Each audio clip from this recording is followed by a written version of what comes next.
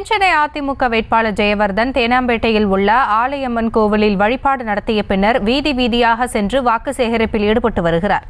இதுகுறித்த கூடுதல் விவரங்களோடு இணைகிறார் எமது செய்தியாளர் வெங்கட். விவரங்களை வழங்கலாம்.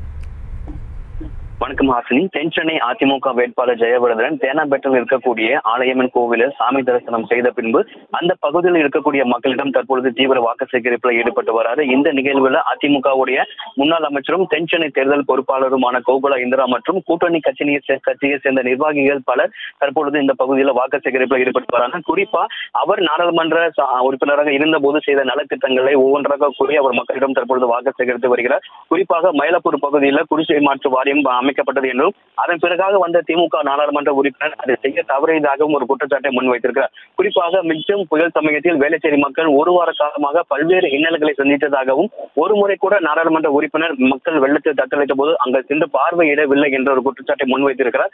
அவர் நாடாளுமன்ற உறுப்பினராக இருந்த காலகட்டத்தில் செய்த நலத்திட்டங்களை ஒவ்வொன்றாக கூறி அதன் பிறகாக வந்த நாடாளுமன்ற உறுப்பினர் செய்ய தவறிய திட்டங்களையும் சுட்டிக்காட்டி அவர் மக்களிடையே தற்பொழுது தீவிர வாக்கு சேகரிப்பில் ஈடுபட்டு வருகிறார். விவரங்களுக்கு நன்றி வெங்கட். செய்திகளை உடனுக்குடனும் துல்லியமாகவும் தெரிந்து கொள்ள சப்ஸ்கிரைப் பண்ணுங்க.